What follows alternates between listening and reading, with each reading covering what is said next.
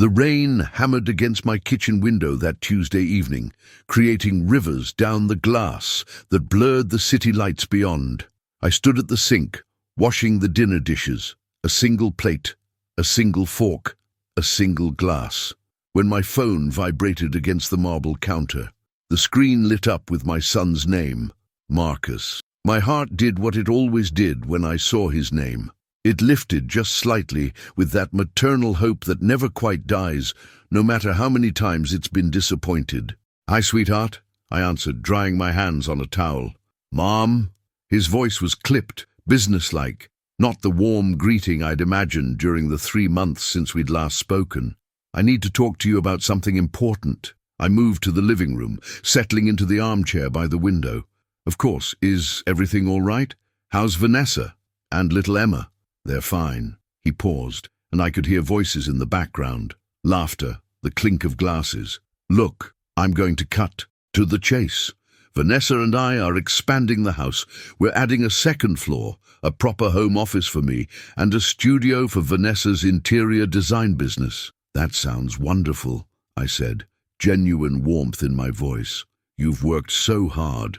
The thing is, we're a bit short on the financing. The bank approved most of it, but we need another 100,000 to make it happen the way we want." And I thought, well, you've always said you wanted to help us build our future. The number hung in the air between us like a guillotine blade. $100,000. I swallowed, my throat suddenly dry. "Marcus, that's a substantial amount." "I know, Mom, but you have it. Dad's life insurance, the house sale, your investments. You've told me yourself you're comfortable, and this isn't a gift. We'll pay you back. Eventually, when the business really takes off. Eventually. That word that means never, dressed up in possibility. Can I think about it?" I asked quietly. His sigh crackled through the speaker. "I need to know by Friday. The contractors start Monday, and if we can't pay the deposit, we lose the slot. They're booked solid for the next year." "Friday," I repeated. "I understand." "Great. I'll text you the account details. Thanks, Mom. I knew you'd come through." The call ended before I could say goodbye. I sat there in the dimness, the phone heavy in my hand, listening to the rain. The apartment felt smaller somehow, the silence louder. I'd raised Marcus by myself after his father, Robert, died of a heart attack when Marcus was 15. I'd worked 2 jobs, legal secretary during the day, freelance paralegal work at night, to put him through private school, then college, then business school. I'd sold the family home we'd lived in for 20 years because he said he needed seed money for his first startup. That startup had failed within 18 months. The second one lasted 11 months. The third never launched at all. And now he needed another $100,000. My phone buzzed. A text from Marcus, the wire transfer information, followed by a single emoji, a praying hand symbol. No, "I love you," no, "How are you?" no, "Can we meet for coffee this week?" Just account numbers and a deadline. Thank you so much for starting this journey with me. If you're feeling the emotion already, please hit that subscribe button and the notification bell. There's so much more to come, and trust me, you won't want to miss what happens next. Drop a comment letting me know what you think so far. Friday morning arrived wrapped in fog. I'd spent 3 sleepless nights turning the request over in my mind like a Rubik's Cube that wouldn't solve. $100,000 represented nearly a third of everything I had. The safety net I'd built after Robert died. The buffer between me and the terrifying vulnerability of old age without resources. I'd decided to say yes anyway, because that's what mothers do. We give until we have nothing left, and then we find something more to give. We mortgage our own security for our children's dreams, even when those dreams have a history of turning to smoke. I was drafting the email to my financial advisor when my phone rang. Not Marcus this time. Sarah, my oldest friend, calling from Phoenix. "Eleanor, thank God you picked up," she said, her voice tight with something I couldn't identify. Anger, concern. "Are you sitting down?" "Sarah, what's wrong? Check your Facebook." Now, Marcus posted, "Something last night and Eleanor, just look." My hands trembled slightly as I opened the laptop, navigated to Facebook, a platform I rarely used but maintained to see photos of my granddaughter. Marcus's profile loaded, and there, at the top of his feed, was a carousel of photos from what was clearly an elaborate party. The first image showed Marcus and Vanessa dressed in elegant cocktail attire, raising champagne glasses in front of a massive Happy 35th Birthday Marcus banner. The sea backdrop was the terrace of the Riverside estate, a venue I knew charged $15,000 just for the space rental. I scrolled through the photos, my breath coming shorter with each image. There was Marcus's sister, Claire, whom I hadn't seen in 6 months, stunning in a designer dress. Marcus's college friends, some I'd fed at my dinner table dozens of times. Vanessa's parents, Arthur and Linda, who'd always treated me with cool politeness at best. Business associates I recognized from Marcus's social media. At least 60 people, maybe 70. Waiters circulated with trays of hors d'oeuvres. A jazz quartet played on a small stage. There was an ice sculpture, an elaborate swan, melting slowly in the center of a seafood display that must have cost thousands. And there, in one photo, was my granddaughter Emma, wearing a dress I'd never seen, holding a sign that read, "Best Daddy Ever." The party had happened last Saturday, 6 days ago, while I'd been sitting in my apartment, unaware, uninvited, erased from my own son's milestone birthday celebration. I felt the room tilt slightly, the way it does when you stand up too fast or receive news that rewrites your understanding of reality. My phone was ringing again. Sarah. "Did you know?" she asked gently. "No." My voice sounded distant, like it belonged to someone else. "I didn't know. Eleanor, I'm so sorry. I thought maybe you'd been invited and couldn't make it, but then I didn't see you in any of the photos, and I thought, God, I hoped I was wrong." I found my voice, though it came out smaller than I intended. "He called me Tuesday, asked for $100,000 for a home renovation." The silence on the other end spoke volumes. "But he couldn't invite his own mother to his birthday party," Sarah said finally, the words edged with fury. "Eleanor, please tell me you're not going to give him that money." I didn't answer. I was reading the comments under the photos, hundreds of them, friends and family gushing about what an amazing party it was, how Marcus and Vanessa knew how to throw a celebration, how lucky everyone was to be there. Not a single person had asked, "Where was Eleanor?" "I have to go," I whispered. "Eleanor." I ended the call. For a long time I sat there, staring at those photos, at my son's laughing face, so carefree, so unburdened by any thought of the woman who'd sacrificed everything to give him the foundation for that success. At my granddaughter, dressed in finery I hadn't provided, at the life that was happening without me, that perhaps had never really needed me, except as a source of funding. Then I opened my email and deleted the draft to my financial advisor, and I began to make a different kind of plan. I've always believed that knowledge is the most powerful weapon a person can possess. Robert used to joke that I missed my calling as a detective because of the way I could piece together information, see patterns others missed. It was a skill I'd honed during my 23 years as a legal secretary at Morrison and Associates, one of the city's most prestigious corporate law firms. I'd retired 6 months earlier at 63 with a comfortable pension and the respect of partners who'd relied on my meticulous research and discretion. I still had access to certain databases through my professional association membership. I still knew how to trace corporate filings, examine public records, and follow the digital breadcrumbs people left across the internet. If Marcus needed $100,000 so desperately, there was a story behind that need, and I was going to discover what it was. I started with the obvious, his business, Elevation Consulting. The website was slick and professional, promising to help mid-sized companies elevate their operational efficiency and market positioning.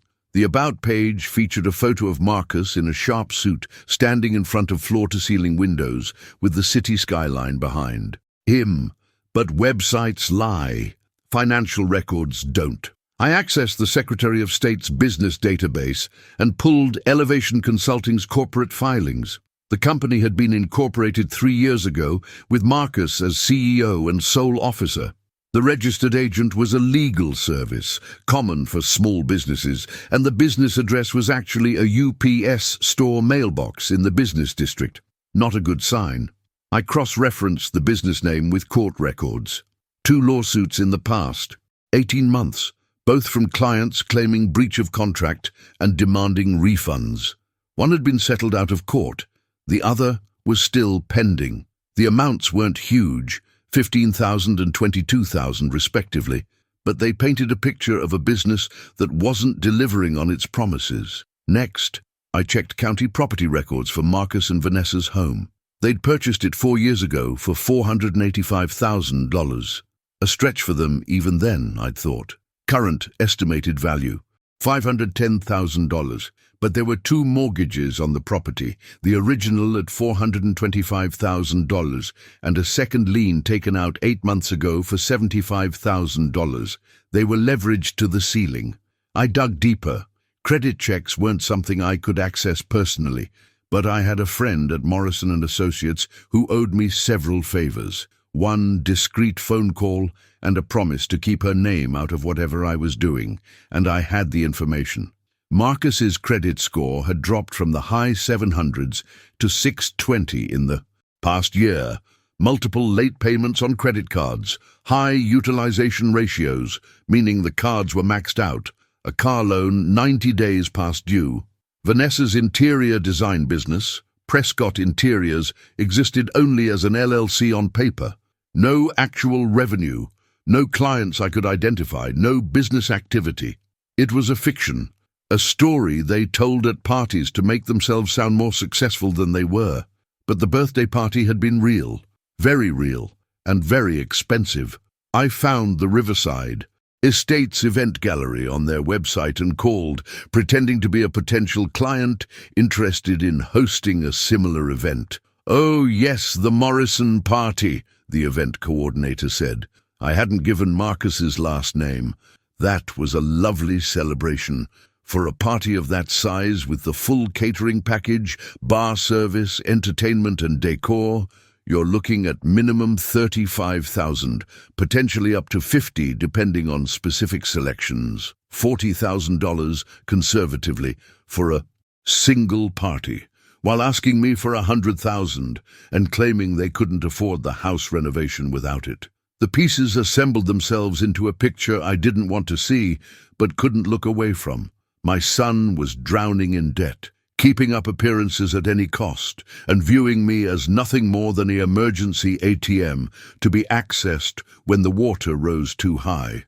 But it was what I found next that changed everything. Vanessa's Instagram was public, a carefully curated feed of their picture-perfect life, beautiful home shots, designer handbags, expensive dinners, exotic vacations. I scrolled back through 6 months of posts, and there, buried in a carousel from 3 months ago, was a photo taken at what looked like a charity auction. Vanessa stood next to an older man I didn't recognize, both holding champagne flutes. The caption read, "Amazing night supporting the arts with my dad. So grateful for his endless generosity. Blessed Nut Family Charity." Her dad, Arthur Prescott, whom I'd met exactly 4 times in the 8 years Marcus and Vanessa had been together. I searched Arthur's name and found his LinkedIn profile. Chief Financial Officer at Meridian Capital Management, a mid-size investment firm. Further searching revealed something interesting. Arthur Prescott wasn't just comfortable, he was wealthy. His company managed over $800 million in assets. His personal home in the suburbs was a sprawling estate valued at $2.3 million. And suddenly, the arithmetic didn't add up. Why would Marcus come to me, his mother, living modestly on retirement savings, for $100,000 when his father-in-law was worth millions? I made one more phone call, this one to Claire, my daughter. "Mom!" She sounded surprised, almost guilty. "I was going to call you. How are you?" "I saw the photos from Marcus's party," I said simply. The pause told me everything. Mom, I thought maybe you couldn't make it, or that you'd been invited, but Claire, please don't insult my intelligence. Was there any reason given for why I wasn't invited? Another pause. Then, quietly, Vanessa said something about keeping it small and intimate, just immediate family and close friends. 70 people. I know, I'm sorry. I should have said something. Should have asked Marcus why you weren't there, but She trailed off. Things have been complicated with the family dynamics lately. Complicated how? Can we meet? I don't want to do this over the phone. We agreed to lunch the next day at a cafe halfway between our homes. After I hung up, I sat with my laptop, looking at all the information I'd gathered, feeling like an archaeologist who'd unearthed something that would have been better left buried. My son was in financial trouble. He was keeping up expensive appearances. He'd excluded me from his life while still viewing me as a resource. And there was a story behind all of this, one involving his wife's wealthy family, that I didn't yet understand, but I would, because I hadn't survived widowhood, raised 2 children alone, and built a career through sheer determination by being naive about human nature. I was 63 years old, and I'd been underestimated my entire life. That was about to become everyone else's problem. The cafe was one of those carefully designed spaces meant to evoke warmth. Exposed brick, plants hanging from the ceiling, the scent of fresh coffee and baking bread. Claire was already there when I arrived, sitting at a corner table, nervously tearing a napkin into small pieces. She stood when she saw me, and for a moment, we just looked at each other. My daughter had always resembled Robert. Same dark hair, same intense eyes, same tendency to wear her heart on her sleeve, in ways Marcus never did. "Hi, Mom." She hugged me tightly, and I felt her shoulders shake slightly. When we separated, her eyes were red. We ordered coffee for both of us, a croissant for her that she wouldn't eat, and then sat in. The awkward silence of 2 people who love each other but have allowed distance to grow between them. "I'm sorry about the party," Claire said finally. "I should have told you, should have insisted Marcus invite you. I'm a coward." "Tell me what's really happening," I said. "Not the sanitized version, the truth." She took a shaky breath. "It started about 2 years ago. Vanessa's parents, especially Arthur, began making comments about Marcus's business struggles. Nothing direct, just observations about how elevation wasn't gaining traction, how maybe Marcus needed to consider a more stable career path. You know how Arthur is. Everything's a judgment, even when he's pretending to be helpful." I nodded, remembering the few stilted conversations I'd had with Arthur Prescott. Old money manners wrapped around new money arrogance. Vanessa started feeling embarrassed, Claire continued. Her sister married a surgeon, her brother is a corporate attorney, and Marcus was struggling. The consultancy wasn't bringing in consistent income. Clients would hire him for projects, then not renew. Sometimes they'd ask for partial refunds, claiming the work didn't meet expectations. "I found the lawsuits," I said quietly. Claire's eyes widened. "Of course you did. Mum, I keep forgetting you could probably solve crimes for the FBI. The lawsuits aren't public secrets, Claire. Anyone who looks can find them. What else?" She wrapped her hands around her coffee cup. "About 18 months ago, Arthur made Marcus an offer. He said he'd invest $300,000 in elevation, enough to really expand, hire staff, mount a proper marketing campaign. But there were conditions. There always are with men like Arthur. He wanted quarterly financial reports. He wanted approval rights on major business decisions. And he wanted—" She paused, her voice dropping. He wanted Marcus and Vanessa to distance themselves from what he called financial liabilities. His words, understanding, hit me like cold water. He meant me. You and anyone else Arthur deemed resource drains. He has this philosophy about wealth building that's honestly toxic. He believes in cutting off anyone who might need financial support, surrounding yourself only with people who can elevate your status. He actually used those words, elevate your status. I thought about Marcus's company name, Elevation Consulting. Did Marcus take the money? Yes, and at first things seemed, better. They could afford the lifestyle Vanessa's family expected: new cars, the right clothes, dinners at expensive restaurants. Marcus could pretend the business was thriving, even when it wasn't. But 300,000 doesn't last forever, I said. Especially not when you're spending like you're making 7 figures while actually making 70,000 a year. The business still wasn't generating real profit, Mum. Most of Arthur's investment went to maintaining appearances and paying off existing debts. And once Arthur saw the financial reports, saw how bad things really were, he threatened to pull out entirely unless Marcus met certain conditions. What conditions? Claire looked down at her mangled napkin. Arthur believes family money should stay in the family, meaning his family. He told Marcus that any future financial support would be contingent on Marcus proving he was serious about wealth preservation. That meant no more discretionary gifts to extended family, no more emotional spending on people who weren't contributing to their economic advancement. The clinical language couldn't disguise what was being described. Arthur Prescott had essentially bought my son and turned him into someone who would cut his own mother out of his life to maintain his father-in-law's approval and financial support. The party, I said. Let me guess. Arthur paid for it. Most of it. He said it was important for Marcus's business image to throw the kind of event that attracts the right clients. He invited half the guests himself, potential business connections, people from his country club. It was as much Arthur's party as Marcus's. And I wasn't invited because Arthur views me as a resource drain. Vanessa didn't want you there, Claire admitted, and the honesty hurt more than I expected. She said it would be awkward, that Arthur might ask questions about you, about your finances, about whether Marcus was still supporting you. She didn't want any implication that they were helping you when Arthur has been so explicit about his expectations. The irony was stunning. I'd never asked Marcus for a penny. I'd only given tuition, rent deposits, business investments that evaporated, birthday gifts, Christmas money, and now I was being characterized as a drain because I existed in my son's life without being wealthy enough to impress Arthur Prescott. But Marcus still asked me for $100,000, I said, even after accepting Arthur's conditions about cutting me off financially. Claire nodded miserably. Arthur won't give him any more money. The quarterly reports showed the business is essentially failing. The $300,000 is gone, spent, wasted, evaporated.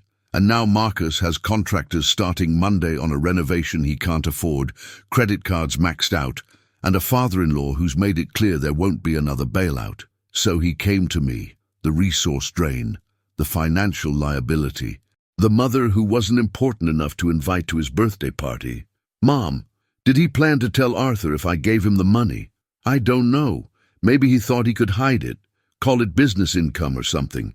Maybe he didn't think that far ahead. Marcus has gotten good at short-term thinking, at putting out immediate fires without considering the long-term consequences.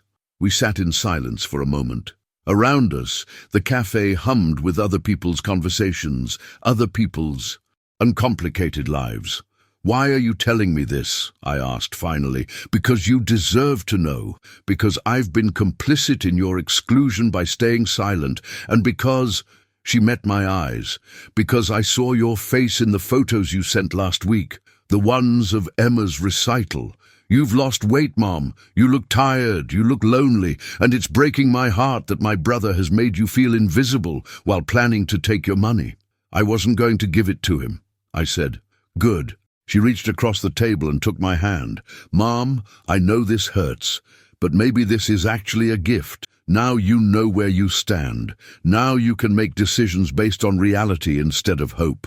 She was right, of course, but knowing something and accepting it are different things. I squeezed her hand.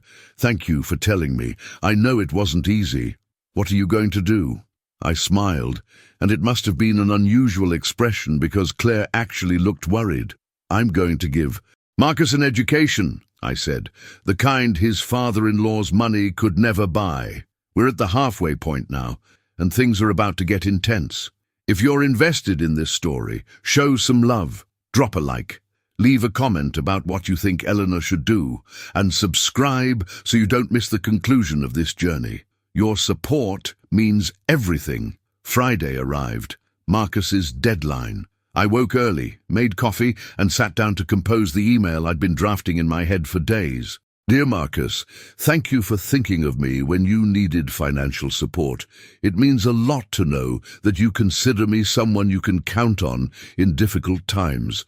I've given your request careful consideration. However, after reviewing my financial situation and discussing it with my advisor, I've concluded that I'm not in a position to provide the $100,000 you requested. My retirement savings are carefully allocated to ensure my security for the next 30 years, and removing that amount would jeopardize my long-term stability. I'm sure you understand. After all, at 63, I don't have the option of earning it back if an emergency arises. Unlike you and Vanessa, who are both young and healthy with many productive years ahead, I need to be conservative with my resources. I hope you find an alternative solution for your renovation project. Perhaps Vanessa's parents might be able to help. I understand Arthur has been very supportive of your business endeavors. Love always. Mom, I read it 3 times, adjusted a few words, and sent it before I could second-guess myself. The response came within 20 minutes. Are you serious? You can't spare $100K when I've seen your investment statements. You're sitting on almost $400K and you won't help your own son. This is unbelievable. We're family. I stared at that message for a long moment. He'd seen my investment statements. That meant at some point, probably during one of my rare visits to his home, he'd gone through my papers or my laptop, calculated my net worth and filed it away as an asset he could access when needed. I typed back, I saw the photos from your birthday party. Looked like a lovely event. 3 dots appeared, disappeared, reappeared. So that's what this is about. You're punishing me because you didn't get invited to a party. That's incredibly childish, Mom. My hands were steady as I replied, I'm not punishing anyone, Marcus. I'm simply unable to provide the money. I hope you understand. Enjoy your weekend. I blocked his number before he could respond. Then I called Sarah in Phoenix. Eleanor, how are you holding up? I need your expertise, I said. You still teach that personal finance course at the community college, right? Every semester. Why? I need to learn everything there is to know about estate planning, trusts, and how to protect assets. And I need to know it fast. There was a smile in her voice when she answered. Now we're talking. Give me an hour and I'll send you some materials. Eleanor, what are you planning?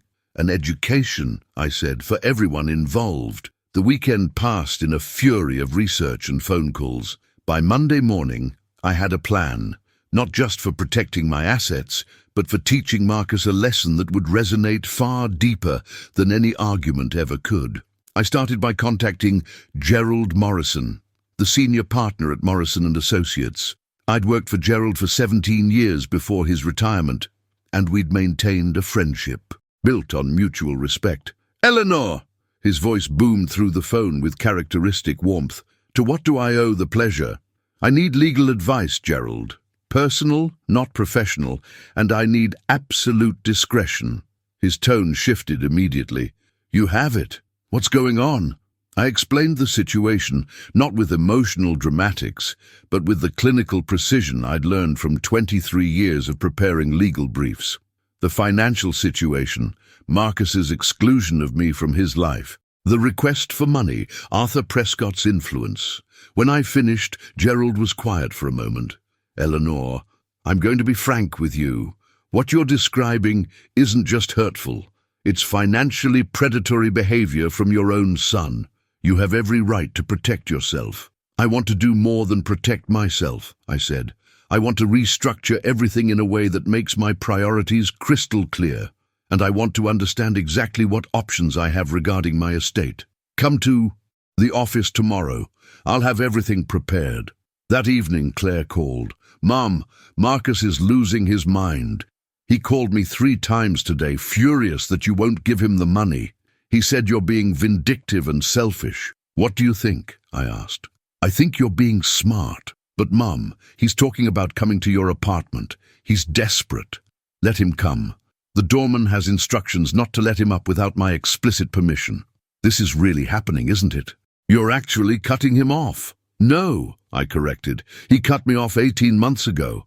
He just didn't tell me and kept me around as an emergency fund. I'm simply acknowledging reality.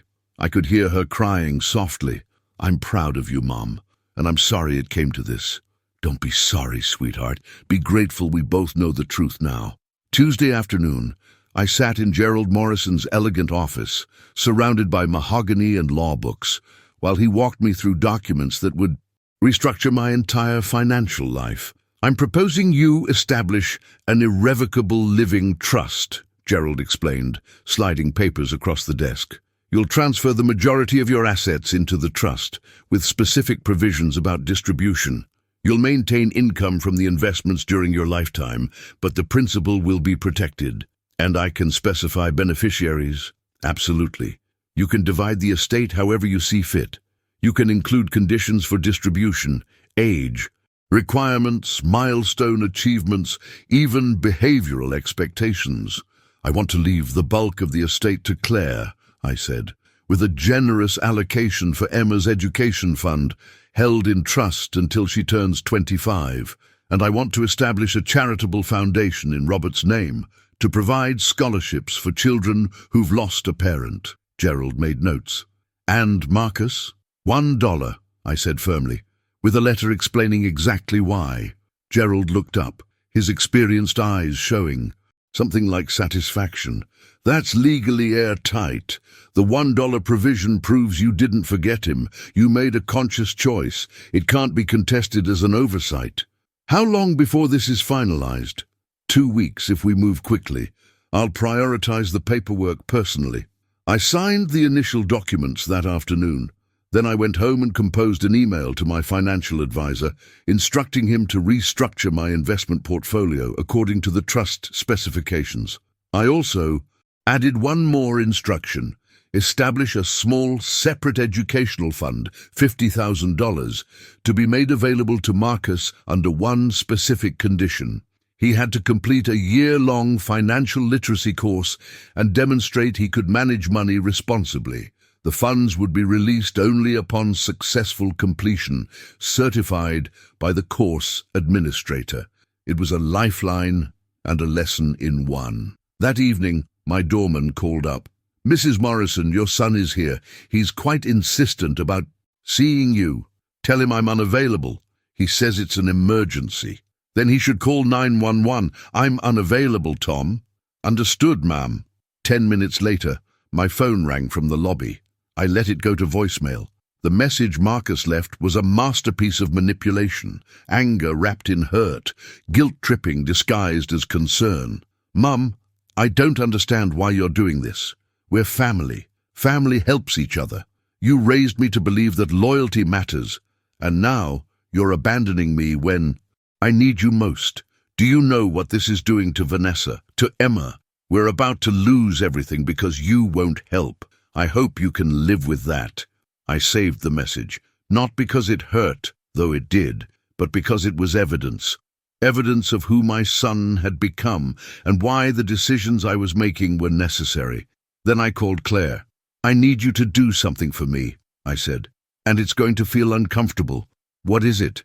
I need you to tell Marcus about the trust, about the $1 inheritance, about everything. Mom, he'll go nuclear.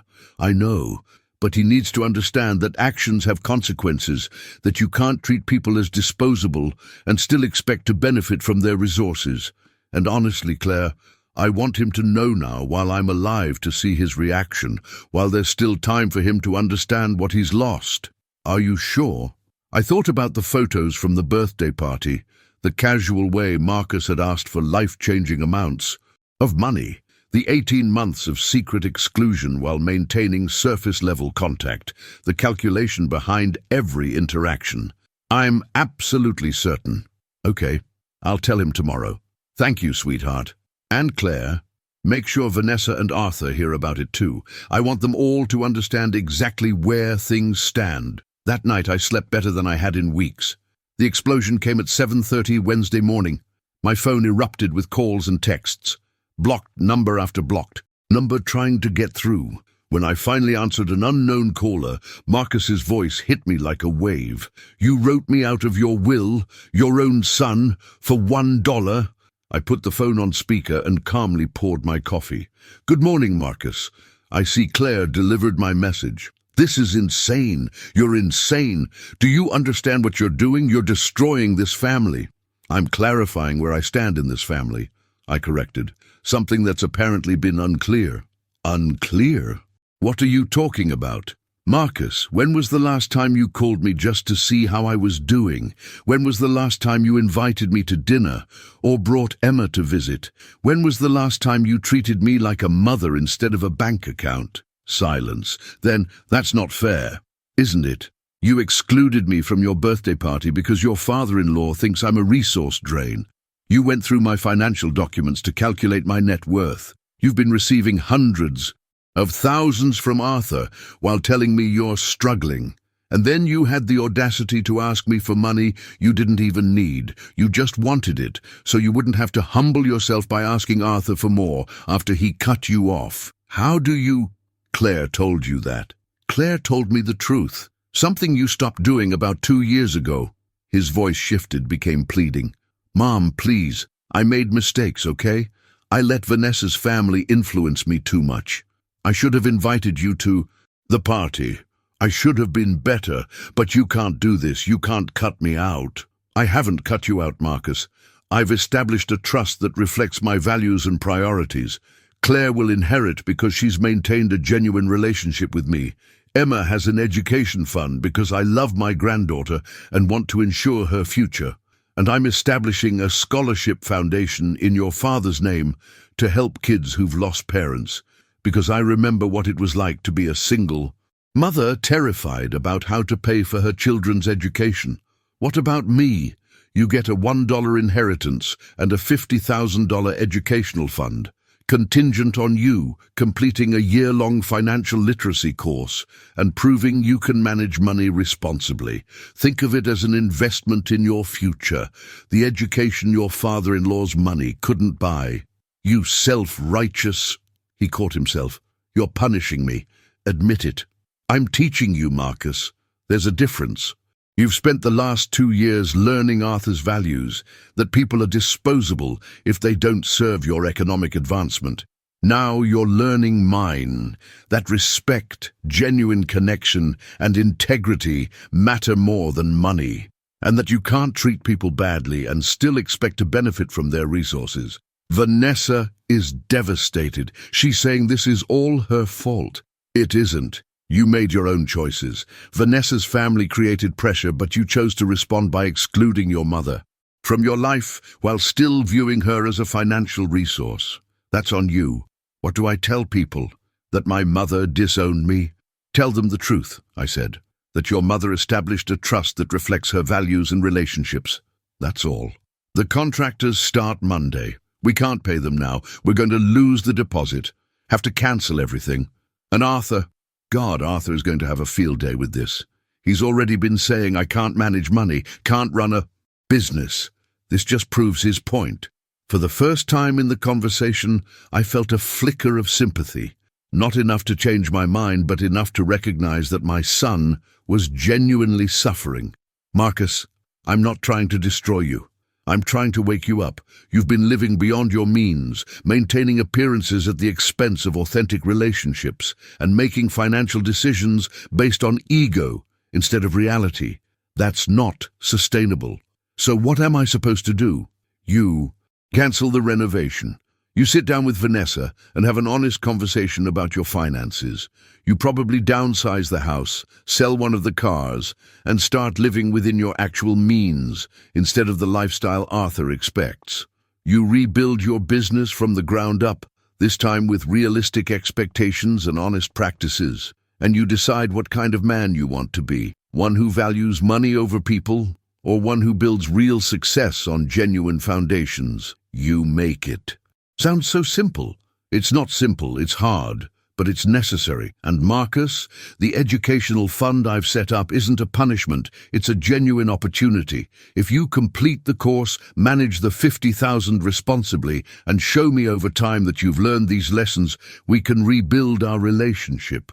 But it has to be based on honesty and mutual respect, not on money. Another long silence. I'm sorry, he said finally, his voice small. I'm sorry about the party. I'm sorry about all of it. I know you are, but sorry isn't enough. Change is what matters. Show me through actions, not words. What about Emma? Can I still bring her to see you? My throat tightened. Marcus, I would love nothing more. You have no idea how much I miss my granddaughter. Okay, I'll call you soon, after I figure some things out. I'll be here, I said. I'm not going anywhere. The call ended. I stood at my window, looking out at the city, feeling the weight of everything that had happened. There was relief mixed with sadness, strength mixed with grief. I'd done what needed to be done, but that didn't make it easy. My phone buzzed. A text from Claire. He called me. Mom, I think you might have actually gotten through to him. Then another text, this one from an unknown number. I almost deleted it, assuming it was another attempt from Marcus, but something made me open it. Mrs. Morrison, this is Vanessa. I wanted you to know that I'm sorry. I should have insisted you be at the party. I should have stood up to my father. Marcus isn't the only one who's been learning the wrong lessons. I hope someday you can forgive me. I stared at that message for a long time. Then I replied, Thank you for saying that, Vanessa. I appreciate your honesty. Progress, I thought. Small, tentative, painful progress. But progress nonetheless. 3 weeks passed. I heard nothing from Marcus, though Claire kept me updated. The renovation had been cancelled. They'd listed one of their cars for sale, and Marcus had contacted the financial literacy course administrator about enrollment. He's actually doing it, Claire told me over coffee. He seems different, quieter, less, less performative. Good, I said. Sometimes we need to be broken down before we can rebuild properly. Then, on a Thursday evening in early November, my doorman called up. Mrs. Morrison, Marcus is here with your granddaughter. He's asking if they can come up. He says he'll wait in the lobby. If you need time to think about it. My heart clenched. Send them up, Tom. I had 2 minutes to compose myself before the knock came. When I opened the door, Marcus stood there holding Emma's hand. My granddaughter had grown. She was almost 8 now, wearing jeans and a simple jacket, no designer labels in sight. Hi, Grandma! Emma launched herself at me, and I caught her, breathing in the sweet scent of children's shampoo and innocence. Hello, sweetheart. I've missed you so much. Daddy said we could visit if you said yes. Can we stay for dinner? I looked up at Marcus over Emma's head. He looked tired, older somehow, but his eyes were clear. Of course you can, I said. Come in. Emma ran immediately to the window seat where I kept the children's books, a collection I'd maintained despite not seeing her in months. Marcus stood awkwardly in the doorway. Thank you for seeing us, he said quietly. You're my son, Marcus, and Emma is my granddaughter. I'll always want to see you. We moved to the kitchen, where I'd been preparing pot roast, an old family recipe that had been Robert's favorite. Marcus noticed immediately. Dad's pot roast, he said, and something in his voice cracked. I make it every few weeks. Reminds me of good times. He sat at the kitchen table watching me work. I enrolled in the financial course, started 2 weeks ago. It's eye-opening. The instructor had us do this exercise where we tracked every single expense for 2 weeks and then categorized them as needs versus wants. Mum, 90% of our spending was wants. 90%.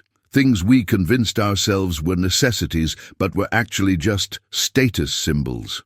What did Vanessa think about that? She did the exercise too.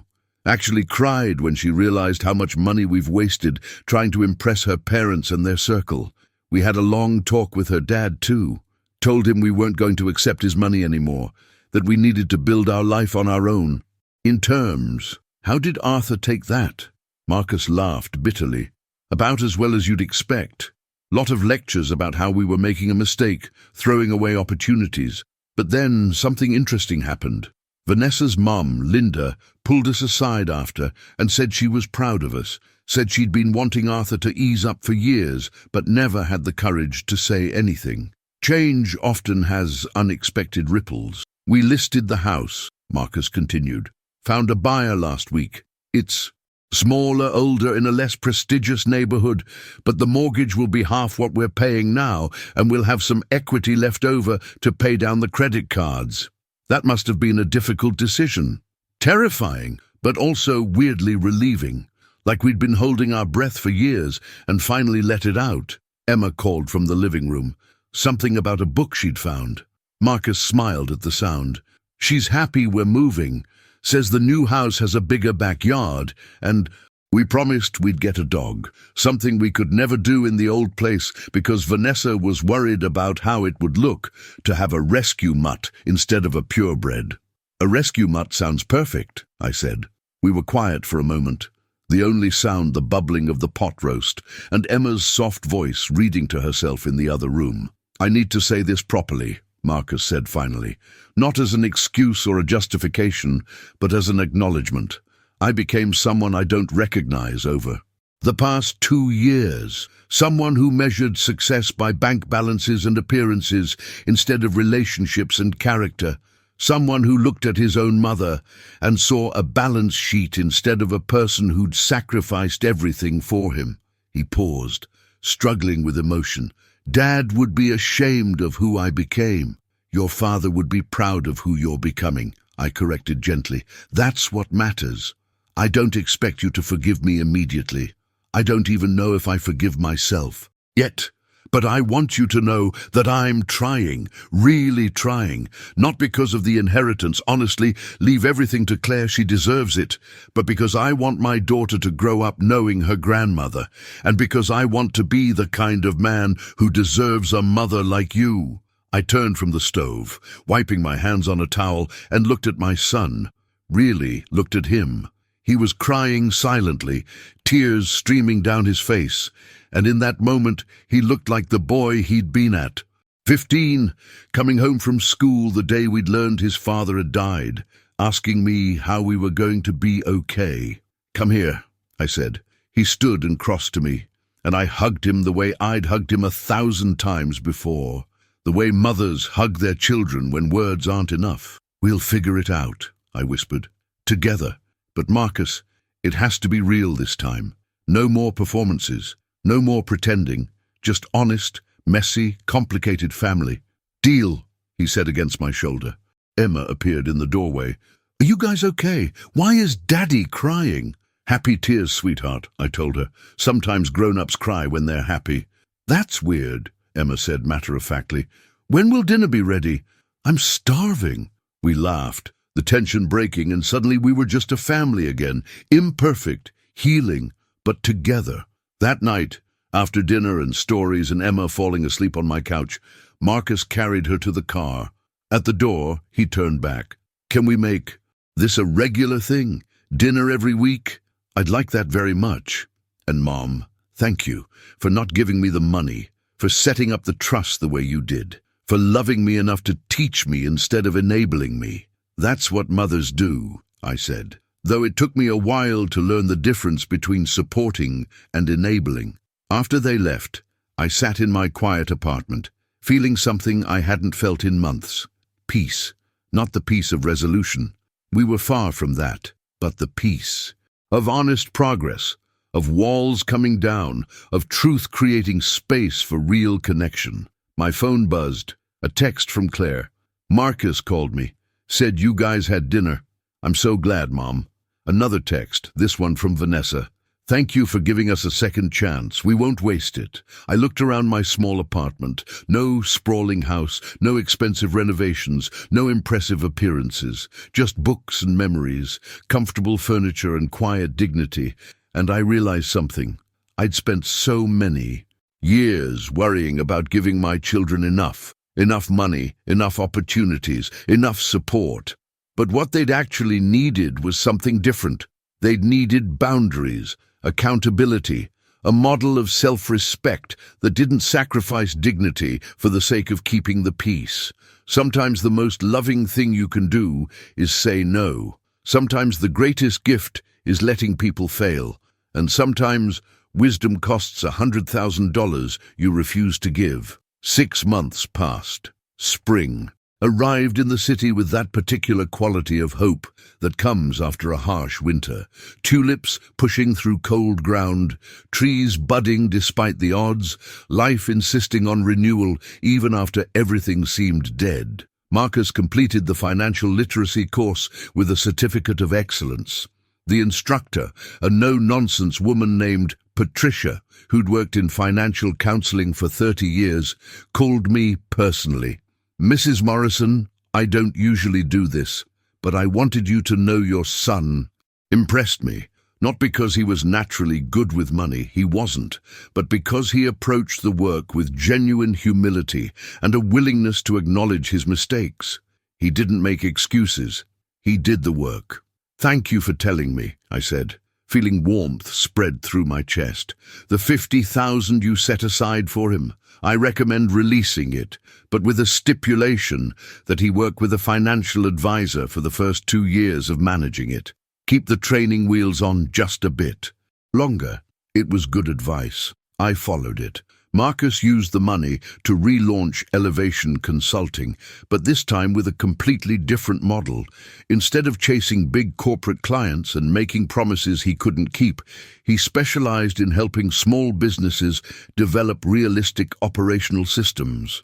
His clients were family restaurants, local retail shops, small manufacturing companies, businesses that needed practical solutions, not flashy consulting reports. The work paid less, but it was steady.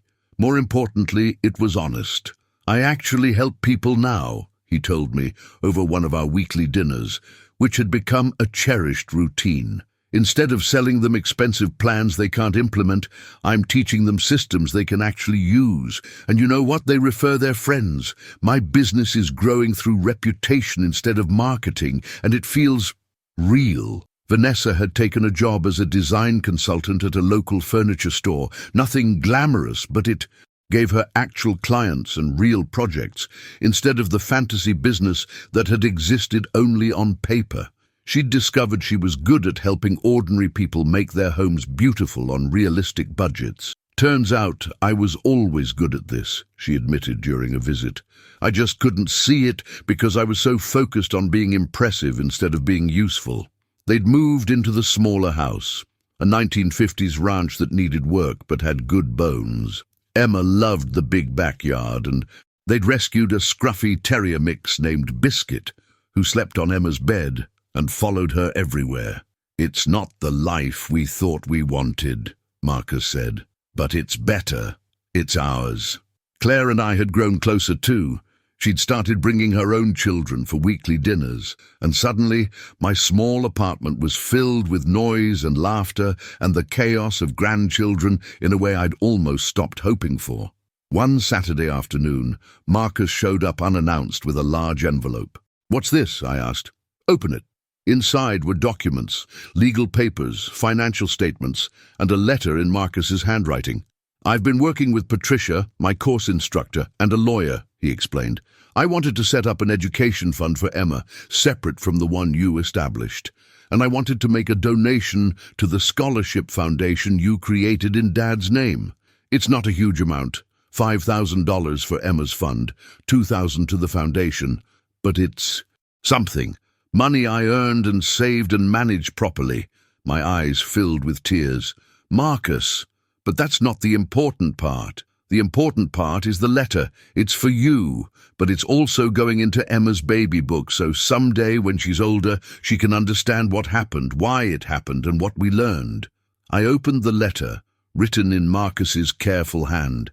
"Dear Mum, 2 years ago, I lost my way. I let someone else's definition of success replace my own values. I measured my worth by bank balances and appearances instead of integrity and relationships. I treated you, the person who sacrificed everything to give me opportunities, as a resource to be exploited rather than a person to be honored. The greatest gift you ever gave me wasn't money. It was the refusal to give me money I hadn't earned and didn't deserve. By saying no, by establishing boundaries, by forcing me to face the consequences of my choices, you taught me lessons that no amount of financial support could have provided. You taught me that self-respect matters more than appearances, that genuine relationships are worth more than impressive connections, that building something real, even if it's small, is better than maintaining a facade of success that's hollow at its core.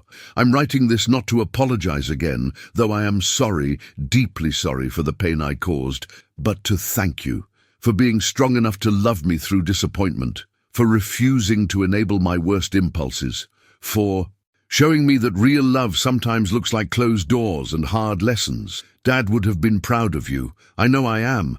I hope I can be the kind of father to Emma that you and Dad were to me. Not perfect, but honest. Not rich, but rich in the things that actually matter. With love and respect. Marcus. I couldn't speak for a long moment. Finally, I folded the letter carefully and placed it back in the envelope. You didn't have to do this, I said. Yes, I did. I needed you to know that the lessons landed, that the education took. You know I'm not changing the trust, right? This doesn't mean you get a bigger inheritance. He laughed. Good. Leave everything to Claire. Use it to help kids who need it. I don't want your money, Mom. I never really did. I just wanted your approval, and I was looking for it in all the wrong places. You have my approval, I said quietly. You've had it for a while now, I know, and that means more than you can imagine.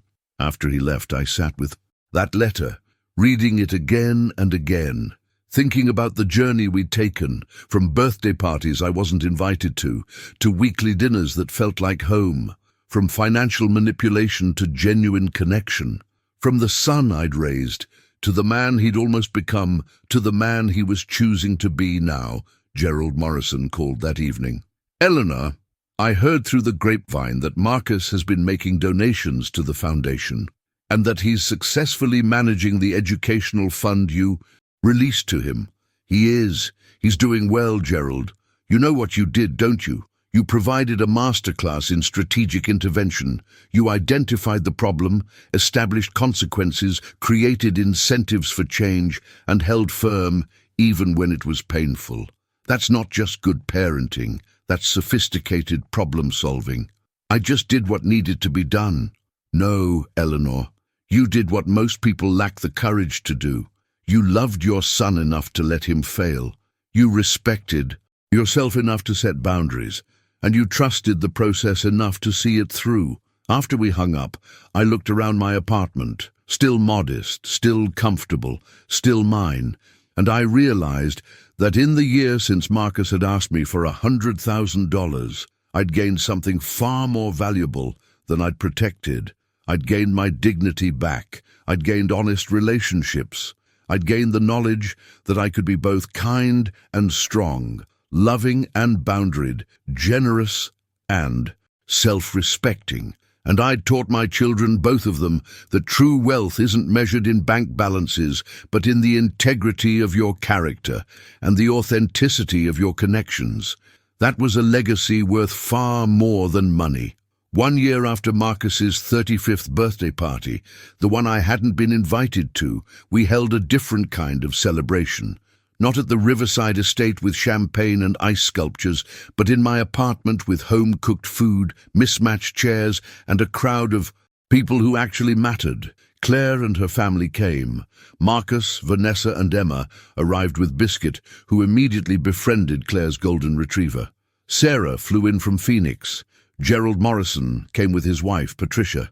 Even Vanessa's mother, Linda, showed up, having quietly divorced Arthur 3 months earlier and moved into a condo near Vanessa and Marcus. She said she spent 30 years trying to meet his standards, Vanessa had told me. Watching us stand up to him gave her the courage to do the same. Change ripples outward in unexpected ways. The occasion was the official launch of the Robert Morrison Educational Foundation, which had grown beyond my initial vision. Using a combination of my donations, community fundraising and grants Patricia had helped us secure, we'd funded 12 scholarships that year for children who'd lost parents.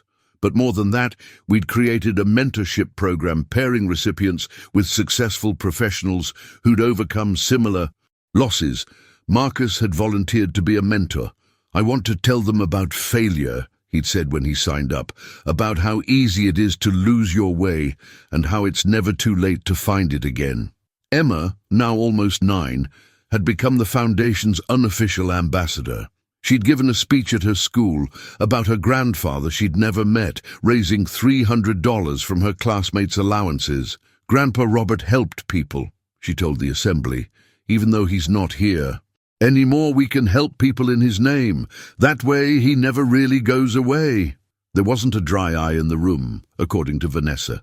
As I looked around my crowded apartment that evening, children playing, adults laughing, biscuits stealing snacks from plates left unattended, I thought about how different this was from the photos I'd seen of Marcus's birthday party. That celebration had been impressive, but hollow.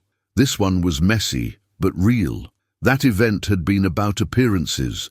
This one was about meaning. And I realized that's what I'd been trying to teach Marcus all along, that a life built on authentic connections and genuine purpose will always be richer than one constructed from expensive appearances and strategic relationships.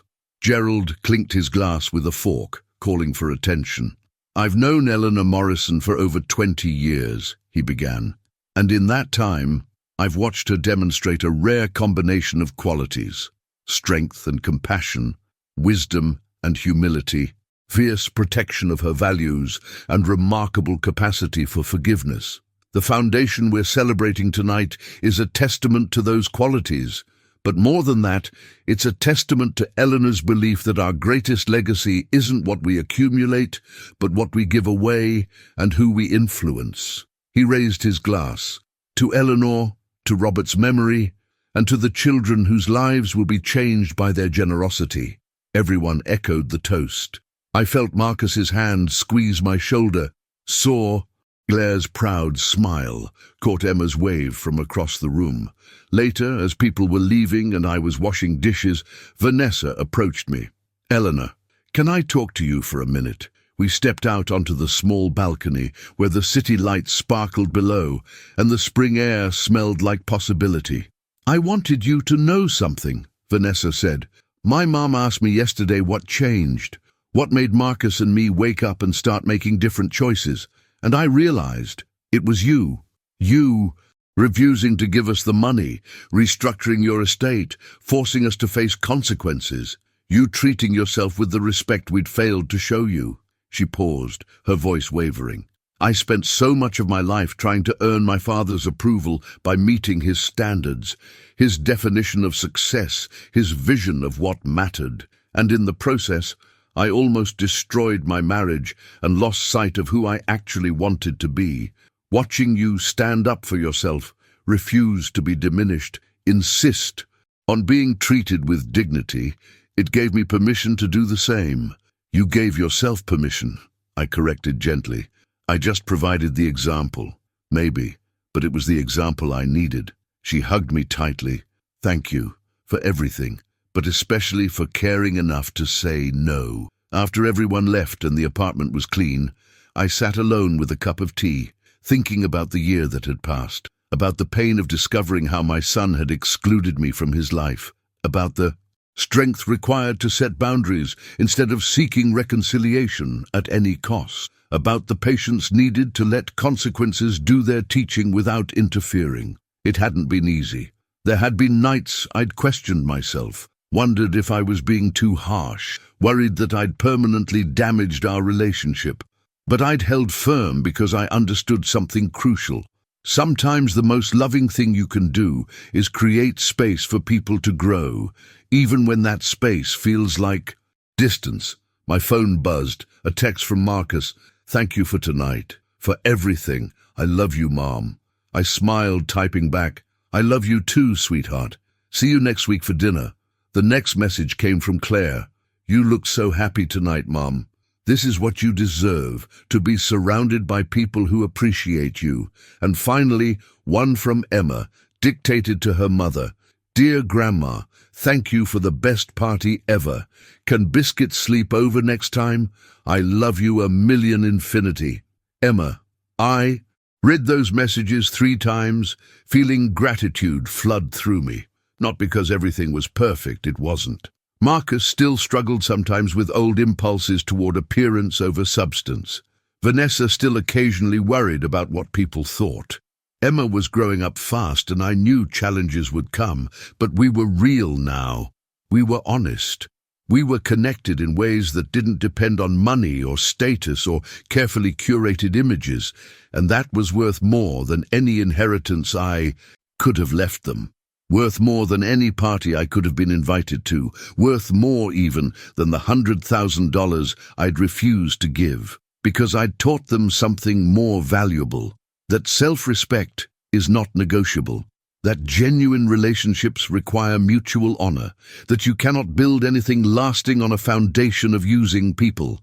And that sometimes the greatest gift a mother can give her children is the refusal to rescue them from the consequences of their choices, because that's how they learn to make better ones. I looked out at the city lights, thinking about Robert, hoping he'd be proud of the choices I'd made, hoping he understood that I'd tried to honor his memory, not just through a foundation bearing his name, but through the values we'd shared: integrity over appearances, character over status, genuine connection over strategic relationships. "We did okay, Robert," I whispered to the night. "Our kids are going to be all right." And for the first time in years, I believed it completely. Epilogue. The legacy. 5 years later, I stood in the garden of the community center where the Robert Morrison Educational Foundation had established its headquarters. The scholarship program had grown beyond anything I'd imagined. We were now funding 50 students per year with a mentorship program that had become a model for similar organizations across the country. Marcus ran the foundation now, having transitioned from his consulting business to dedicate himself full-time to the work. His experience with failure, recovery, and financial literacy made him uniquely qualified to guide young people facing similar challenges. "I understand what it's like to have potential but lack direction," he'd told our board during his interview for the position. "To have dreams but not know how to build them sustainably.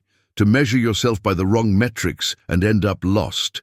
These kids deserve someone who's been there, not someone who's only known." Success. The board had hired him unanimously. Vanessa had become our program coordinator, using her design skills to create welcoming spaces for students and families, and her newfound financial wisdom to help stretch our resources further. "Turns out making something beautiful on a budget is my actual superpower," she joked during her first week. Claire served on the board, bringing her financial expertise and her own experience as someone who'd watched family dynamics nearly destroy relationships that mattered. And Emma, now 13, volunteered every summer, helping younger scholarship recipients navigate the application process and sharing her own story about the grandfather she'd never met but honored through service. That afternoon, we were hosting our annual scholarship ceremony. I watched from the sidelines as Marcus presented awards to 12 new recipients, 12 children who'd lost parents but refused to let that loss define their limitations. One recipient, a 17-year-old girl named Sophia, approached the microphone to give the traditional thank you speech. "My dad died when I was 10, she began, her voice steady despite obvious emotion. And for a long time, I thought that meant my future died too, that I'd end up struggling forever because I didn't have what other kids had: 2 parents, financial security, someone to help navigate college applications and career choices." She paused, looking directly at me. "But then I met Mrs. Morrison and learned about this foundation. And I realized something. Grief doesn't have to be the end of the story. Loss can be transformed into legacy. Pain can become purpose. And sometimes the people who've suffered most are the ones who understand best how to help others through their own suffering. She held up her scholarship certificate. This isn't just money for college, though I'm incredibly grateful for that. It's proof that I matter, that my future matters, that someone believes in me enough to invest in my potential. And someday, when I'm successful, not if, but when, I'm going to pay this forward. I'm going to find kids like me and tell them what Mrs. Morrison told me. Your circumstances don't define your possibilities. The applause was thunderous. I felt Marcus's hand slip into mine, saw tears streaming down his face. That's your legacy, Mom, he whispered. Not just the foundation, but what it teaches people about transformation, about how pain can become power if we choose to use it that way. Later, during the reception, I found myself in conversation with Patricia, Marcus's former financial literacy instructor, who now sat on our foundation board. "You know what's remarkable about this whole thing?" she said, gesturing to the room full of students, families, mentors, and supporters. "It started with you saying no. One boundary, one refusal to enable unhealthy patterns, one decision to prioritize self-respect over keeping the peace, and it rippled into all of this. It almost destroyed my relationship with my son," I reminded her.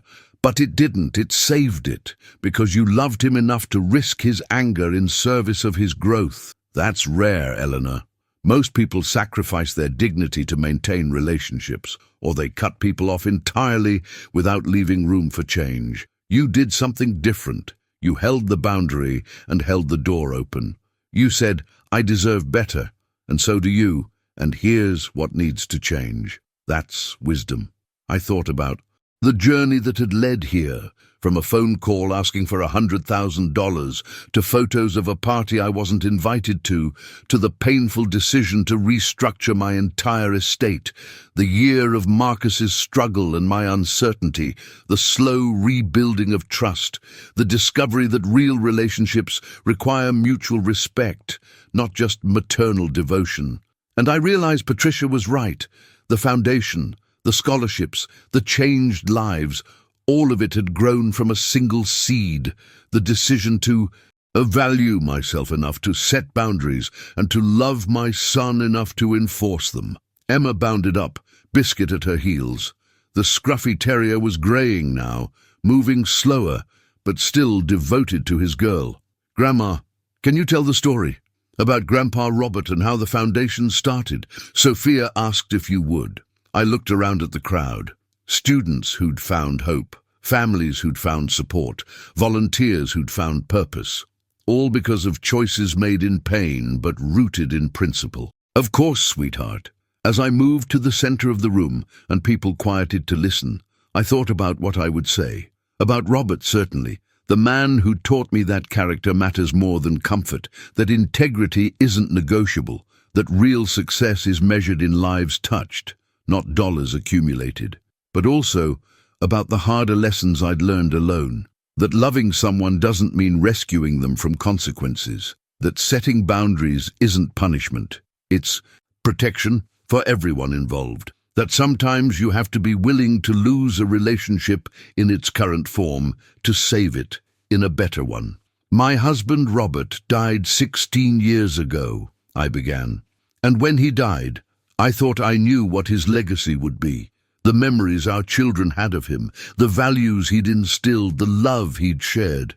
I paused, looking at Marcus, at Claire, at Emma. But I was wrong. His legacy wasn't static. It was a living thing that grew and changed as we grew and changed. And the greatest honor I could give him wasn't to preserve his memory exactly as it was, but to let it evolve into something that could help others. I told them about the scholarship idea, about the foundation's establishment, but I also told them the truth, about nearly losing my relationship with my son, about the difficult choices required to rebuild, about learning that real love sometimes requires saying no. "The foundation exists because of Robert's memory," I said, "but it thrives because of lessons learned through failure and recovery, through boundaries set and respected, through the understanding that we honor our loved ones not by being perfect, but by being honest about our imperfections and using them to help others navigate their own. The room was silent, everyone listening. If there's one thing I want you to take from tonight, it's this. You are not defined by what you've lost or what you've failed at. You're defined by what you choose to do with that loss and failure. You can let it embitter you, or you can transform it into something that helps others. You can use it as an excuse, or you can use it as a foundation for building something meaningful. I looked at Sophia, at all the students whose lives were being changed. You are all proof that pain can become purpose, that loss can become legacy, that the worst moments of our lives can become the beginning of our most meaningful work. Later that night, back in my apartment, still modest, still comfortable, still filled with things that matter rather than things that impress, I sat with Marcus and Claire and their families, eating takeout and laughing about Emma's determination to teach Biscuit to shake hands. "Mom," Marcus said during a quiet moment, "I've been thinking about something. When you restructured your estate 5 years ago, you left me $1. And at the time I was furious, hurt. I thought you were punishing me." "I know. But now I understand. That $1 was worth more than the 100,000 I asked for, because it forced me to figure out how to build my own wealth, not financial wealth, though that came eventually, but the real kind, the kind that matters." He pulled out a small wrapped box. "So I wanted to give you something. Open it." Inside was a silver dollar from 1973, the year Marcus was born. "That's your dollar," he said. "The one you left me in the trust. I never cashed it. I couldn't, because it represented something more valuable than its face value. It represented the moment you loved me enough to teach me instead of enabling me. So I had it mounted, and I want you to keep it, as a reminder that the best gifts aren't always the ones that feel good in the moment." I held that silver dollar, feeling its weight, seeing my reflection in its worn surface. "Thank you," I whispered, "for understanding, for growing, for becoming the man your father would be proud of." "I'm still working on it," he admitted. "I still struggle. Sometimes with old patterns, with wanting external validation more than internal peace.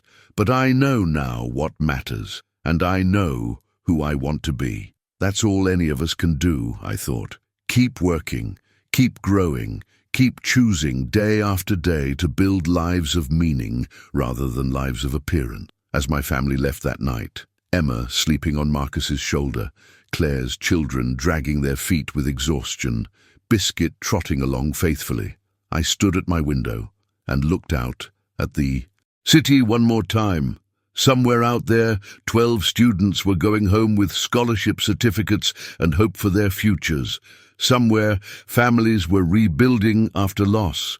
Somewhere, people were learning that the worst moments of their lives didn't have to define them. And somewhere, Robert was smiling, not because everything had been perfect, but because it had been real. Because we'd taken pain and transformed it into purpose. Because we'd honored his memory not with monuments, but with meaning.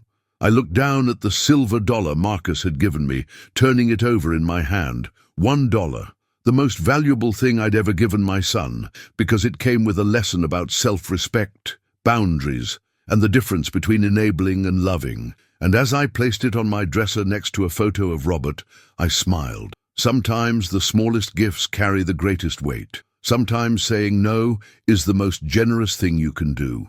And sometimes the legacy we leave isn't about what we give people, but about what we teach them to give themselves. Thank you for taking this journey with me. If this story touched your heart, moved something in you, or reminded you that it's never too late to set boundaries and reclaim your dignity, I'd be honored if you'd leave a comment sharing your thoughts.